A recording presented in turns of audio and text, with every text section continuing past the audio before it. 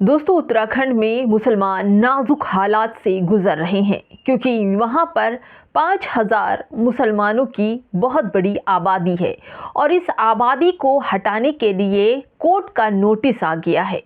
इससे गुस्साए जमात-ए-उलमाए हिंद के मौलाना मदनी सवाल पूछते हैं कि आखिर क्या सरकार की पूरी मंशा है मुसलमानों को बेघर और उनके आर्थिक बहिष्कार की? क्यों ढकेला जा रहा है उन्हें बहिष्कार की तरफ?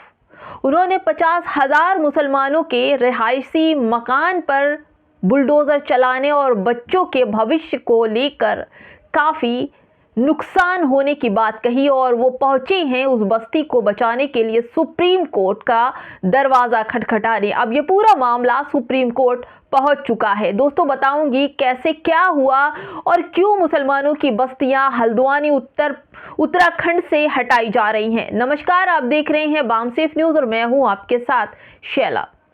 मुस्लिम बस्ती हटाने के आदेश के खिलाफ सुप्रीम कोर्ट पहुंची जमाती उलमाए हिंद की फौज यानी मौलाना मदनी के निर्देश के बाद जमीयत उलमाए हिंद ने उत्तराखंड के हल्द्वानी में एक मुस्लिम बस्ती को गिराने के आदेश को सुप्रीम कोर्ट में चुनौती दी है। बहुत ही अफसोस के साथ उन्होंने इस चुनौती को दी है, यानी कि याचिका में कहा गया है कि बिना सुनवाई के 50,000 से ज़्यादा लोगों को बेदखल करना गैर कानूनी है। इससे पहले उन्हें नोटिस देना चाहिए था ताकि वो कहीं चले जाए या फिर उनको कहीं जगह दे देनी चाहिए थी कि वो अपना आशियाना बना सके, और अचानक से आदेश आ गया।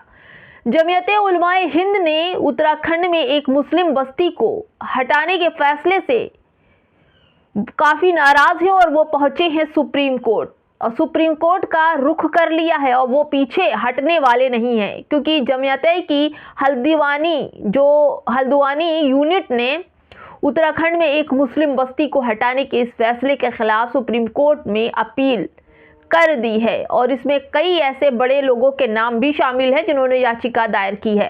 प्रभावित परिवारों की तरफ से दायर याचिका में बस्ती को हटाने के आदेश को गैर कानूनी और असंवैधानिक बताया गया है। यहाँ तक कि याचिका में जमातियाए प्रमुख मौलाना जो असद मदनी के आदेश को पूरी कॉपी पर उनकी तरफ से भी दायर की गई है। जिनका घर टूटा गया है उनकी तरफ से तो दायर है ही, लेकिन मौलाना मदनी की तरफ से भी पूरी दायर देखरेख में हुआ है। दरअसल उत्तराखंड के हल्द्वानी इलाके में बड़ी संख्या में मुसलमान आबादी रहती है। भाई, सब तरफ रहते हैं। रेलवे ने दावा किया है कि पूरी ज़मीन उनकी है और लोगों ने उस पर अवैध रूप से कब्जा कर लिया है। हालांकि मुस्लिम समुदाय का दावा है कि भारत की आज़ादी से पहले भी वहां 50,000 से ज़्यादा मुसलमान रहते थे। अचानक रेलवे ने उन्हें ज़मीन खाली करने का नोटिस जारी कर दिया है। इसके बाद बवाल मच गया। दोस्तों, 50 साल से लोग वहां पर रह रहे हैं, लेकिन इस नोटिस के बाद काफ़ी बवाल मचा। इसके बाद मामला कोर्ट में गया, लेकिन नतीजा उनके पक्ष में नहीं आया। अब जमात-ए-उलमाए हिंद ने कोर्ट का रुख किया है और सुप्रीम कोर्ट पहुंचकर इन मजलूमों की आवाज़ उठाई है। सुप्रीम कोर्ट में दायर याचिका के मुताबिक लोग आज़ादी से पहले इस बस्ती में रहा करते थे और रह रहे हैं और उस समय आबादी लगभग 50,000 थी। आरोप है कि बिना किसी वैकल्पिक व्यवस्था या पुनर्वास योजना के बिना पूरी आबादी को हटाया जा रहा है और इसको हटाने की सरकार और सब मिलकर कोशिश कर रहे हैं।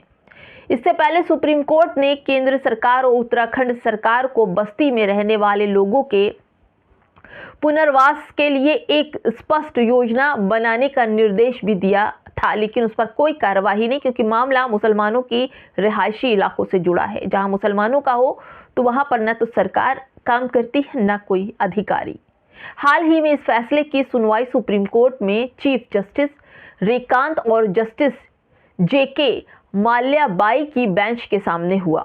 सुनवाई के दौरान उन्होंने पूरी सुनवाई की और सबकी बातें सुनी कि कैसे 50,000 लोग बस्ती जो है वो उजड़ जाएगी। सुनवाई के दौरान जमीयत उलमाए हिंद का जो प्रतिनिधित्व कर रहे थे सीनियर एडवोकेट गौरव अग्रवाल ने कोर्ट को पूरे स्पष्ट रूप से बताया कि उत्तराखंड हाई कोर्ट ने 20 दिसंबर 2022 को एक तरफा आदेश पारित किया था जिसमें रेलवे की संपत्ति होने का दावा किया गया था।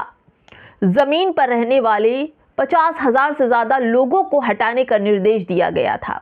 उन्होंने तर्क भी दिया, सारी बातें भी बताई और बहस के बीच उन्होंने ये भी कहा कि यह आदेश गैर कानूनी है क्योंकि प्रभावित लोगों को अपना पक्ष रखने का कोई मौका नहीं दिया गया है और नोटिस भी उनको दे दिया गया है और कहा गया है कि मकान जल्दी खाली कर दो क्योंकि ये रेलवे की प्रॉपर्टी है। गौरव अग्रवाल ने ये भी कहा कि हैरानी की बात है कि रेलवे ने खुद इस जमीन के संबंध में कोई याचिका दायर नहीं की है। इसके बजाय यह मामला एक स्थानीय सामाजिक कार्यकर्ता द्वारा दायर जनहित याचिका के माध्यम से हाई कोर्ट पहुंचा। उसी के आधार पर इतना बड़ा गंभीर फैसला लिया गया है। उन्होंने कोर्ट को बताया कि बेदखली का जो मामला है, जो आदेश सुप्रीम कोर्ट से जो गया है, संविधान के अनुच्छेद 14 और 21 का उल्लंघन करता है क्योंकि इतनी बड़ी तादाद में लोग जाएंगे कहाँ? कहीं अगर रेलवे भेज भी रहा है तो कहाँ जाएंगे? जगह देव फिर, क्योंकि ये सीधे तौर पर हजारों लोगों के जीवन और उनके जीविका को प्रभावित करता है। जब लोग यहाँ से हटेंगे, रहने की जगह नहीं होगी तो कहाँ जाएंगे ये मुसलमान पूरी आबादी?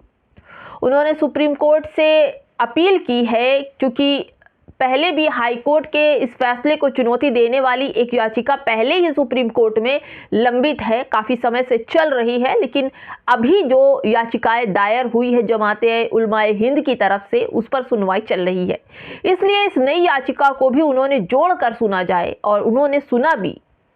चीफ जस्टिस ने याचिका स्वीकार कर ली और इसे पहले से लंबित याचिका के साथ टैग करने का आदेश दे दिया है। ये बहुत बड़ी बात है कि सुप्रीम कोर्ट जमाते उलमाए हिंद की बात सुन रहा है।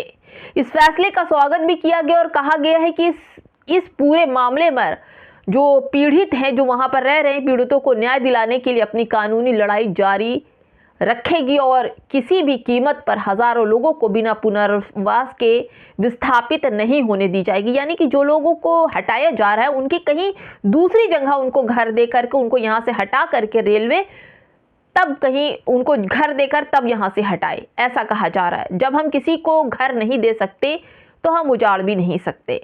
हर इंसान का अपना अधिकार होता है और यह बाबा साहब ने दिया है। संविधान कहता है कि हर इंसान के सिर पर छत होनी चाहिए, ज़रूरी है, और इसकी छत जो है कोई छीन नहीं सकता और ये जो छीनता है वो बहुत बड़ा अपराध है। दोस्तों, आपको बताऊं कि इस पूरे मामले पर कहा जा रहा है कि जो ज़मीन है वो रेलवे की है और रेलवे की तरफ से कोई भी ज़मीन हटाने की याचिका और नोटिस इन लोगों के पास नहीं गई है।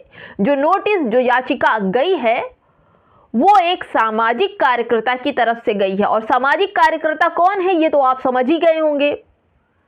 सामाजिक कार्यकर्ता जिनको मुसलमानों से दुश्मनी है वही सामाजिक कार्यकर्ता हैं और उन्होंने ही कोर्ट में जाकर ये कहा कि मुसलमानों ने रेलवे की ज़मीन कब्जा कर रखा है और इसको तोड़ा जाए। लेकिन सुप्रीम कोर्ट ने यह कहा कि अगर ये जमीन रेलवे की है, 50,000 बस्तियां लोगों की बसी हुई है, लोग रहते हैं, कामकाज है लोगों का, तो रेलवे इनके रहने का विस्थापन करे, कहीं और जगह दे, उसके बाद इनकी बस्तियां उजाड़े।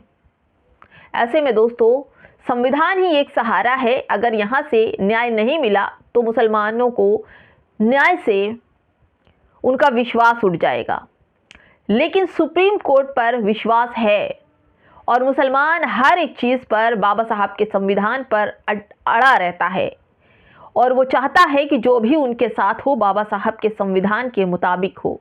इसलिए सुप्रीम कोर्ट में मामला पहुंच गया है और सुप्रीम कोर्ट ने बहुत बड़ी जीत भी हुई है क्योंकि सुप्रीम कोर्ट ने कहा है, जमाते उलमाए हिंद की तरफ से जो याचिका दायर हुई है उसमें कहा गया है कि जब तक विस्थापन के लिए उनको जगह नहीं दी जाएगी तब तक उनकी बस्तियां नहीं उजाड़ी जाएंगी। ऐसे में सोचिए किस तरह से जो धार्मिक सरकार है उत्तर प्रदेश से लेकर के उत्तराखंड तक वो किस तरह से मुसलमानों को बर्बाद करना चाहती हैं। उनकी बस्तियां, उनका घर, उनका व्यापार, सब कुछ अवैध कहकर उजाड़े जा रही, चाहे वो मस्जिद हो, मदरसा हो, दरगाह हो, कब्रिस्तान हो, सब पर बुलडोज़र बड़ी ही मुस्तैदी से चल रहा है और उसी बुलडोज़र के पहिए के नीचे संविधान को बड़ी ही खूबसूरती से अवैध कह के कुचला जा रहा है। फिलहाल दोस्तों, बाबा साहब का संविधान भी खतरे में है क्योंकि संविधान मानने वाले लोगों की कमी हो गई है। फिलहाल दोस्तों, इस वीडियो में इतना ही। नमस्कार।